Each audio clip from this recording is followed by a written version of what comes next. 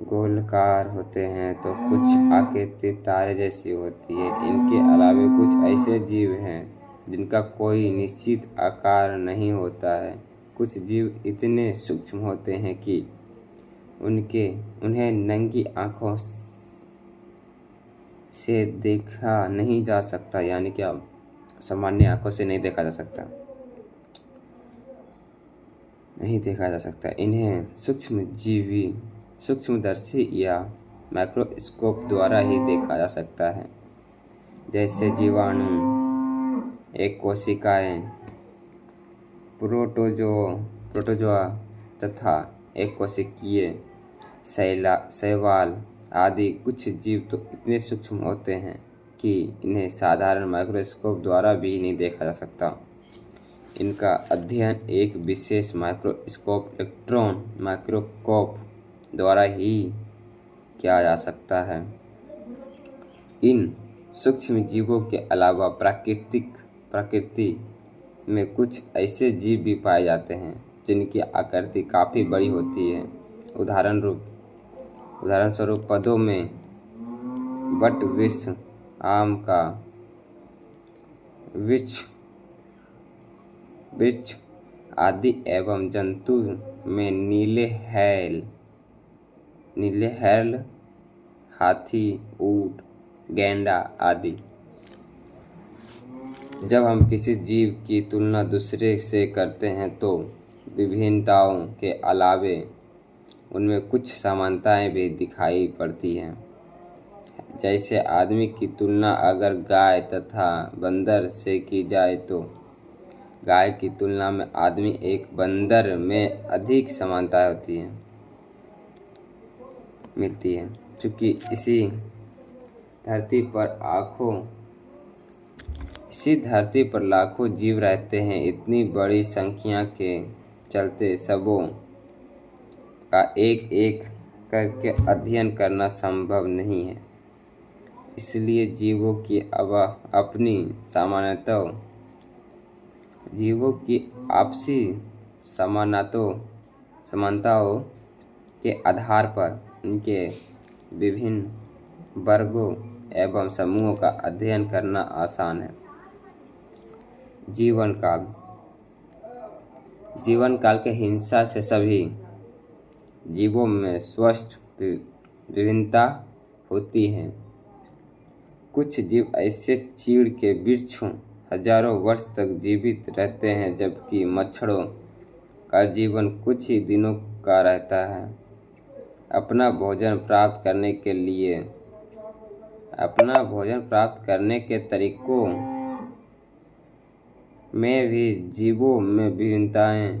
कुछ जीव ऐसे क्लोरोफिल युक्त पौधे अपना भोजन स्वयं बनाते हैं, जबकि अन्य जीव भोजन के लिए दूसरों पर निर्भर रहते हैं। कुछ जीव मांसाहारी होते हैं, कुछ शाकाहारी तथा कुछ सर्वभक्षी भी होते हैं। इसके अलावा जीवों के घर एवं स्वभाव में भी विविधता होती है। इस प्रकार धरती पर विभिन्न प्रकार के जीवों का विकास बीते हुए 3.5 अरब वर्षों का परिणाम है। जीवों की विभिन्नताएं का प्रभावी ढंग से अध्ययन करने के लिए हमें विभिन्न प्रकार के जीवों को व्यवस्थित या क्रमबद्ध तरीके से सजाना होता है। अलग अलग प्रकार के तथा मौलिक अंतर पैदा करने वाले विशिष्ट लक्षणों के आधार पर समूह बनाना होता है। इन समूहों में से छोटे समूहों का निर्णय अपेक्षाकृत कम महत्वपूर्ण लक्षणों के आधार पर किया जाता है। वर्गीकरण का आधार, तो वर्गीकरण का आधार अच्छे से समझेंगे। जीवों की विविधता के अध्याय को सहज करने हेतु हम उनकी समानताओं एवं विषमताओं के आधार पर उन्हें विभिन्न समूहों में बांटते हैं, जिसे वर्गीकरण कहते हैं। जीव विज्ञान की वह शाखा जिसमें जीवों का स्वव्यवस्थित और क्रमानुसार विभिन्न समूहों के विभाजित उनका जैविक नामकरण तथा उसमें संबंधित सिद्धांत का अध्ययन किया जाता है, उसे वर्गीकी अथवा वर्गीकरण विज्ञान कहते हैं। एक प्रख्यात यूनानी विचारक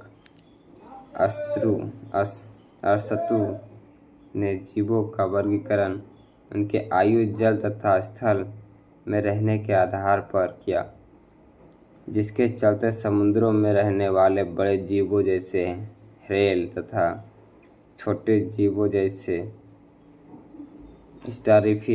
स्टारफिश को एक साथ रखा गया तो आपस में काफ़ी भिन्न थे। इन सबों में एकमात्र समानता इनका वासस्थान है। इस प्रकार के वर्गीकरण के वैज्ञानिक आधार पर सही नहीं कहा जा सकता। कैरोलस लिनियस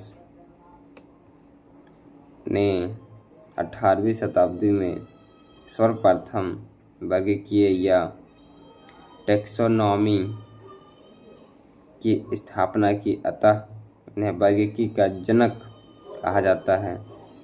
उन्होंने एक ऐसे प्रकार की वर्गीकरण पद्धति प्रस्तुत की जो आज भी मान्य है।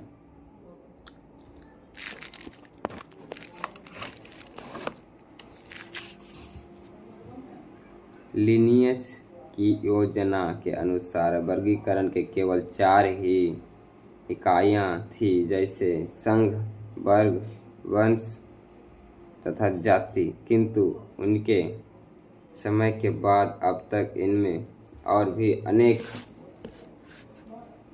इकाइयाँ जोड़ी गई हैं। इसके फलस्वरूप वर्गीकरण की अब अनेक इकाइयाँ हैं, जैसे संघ, वर्ग, गण, कुल, वंश तथा जाति। इन इकाइयों को भी छोटी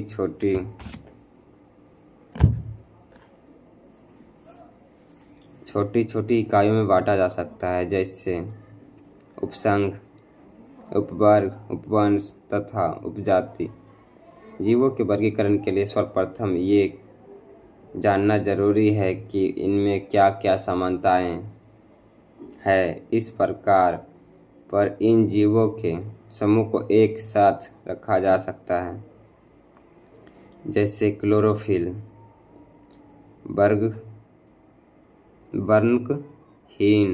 वर्गविहीन सारे पौधे को कवक के अंतर्गत रखा गया। जीवों के वर्गीकरण में परस्पर संबंधी लक्षणों का एक पदानुक्रम बनाया जाता है। सबसे निचले स्तर पर अवस्थित जीवों का समूह वृहत्तम वर्ग को निर्धारित करते हैं। इन जीवों में पाए जाने वाले लक्षण दूसरे समूह के जीवों के लक्षणों से स्वतंत्र होते हैं, लेकिन इसके बाद के स्तर के जीवों का लक्षण पहले के स्तर के जीवों के लक्षण पर निर्भर रहते हैं तथा बाद के स्तर के जीवों के प्रकार का निर्धारण करते हैं। इस प्रकार जीवों के वर्गीकरण का एक सोपान बनता है। इसके एक पत्थर की दीवार के उदाहरण से समझाया जा सकता है।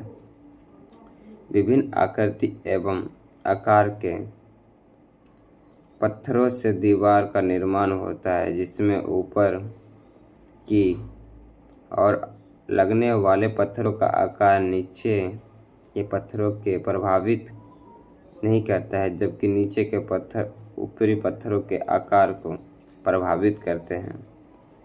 जीवों के वर्गीकरण के लिए कोशिका की प्रकृति से शुरू करते हुए निम्नलिखित जटिल गुणों की ओर अग्रसर होते हैं। तो आप समझे होंगे वर्गीकरण का आधार किस प्रकार किया जाता है। और हम अभी समझ रहे थे जीवों में विविधता मतलब क्या समानता है, क्या डिफरेंस है।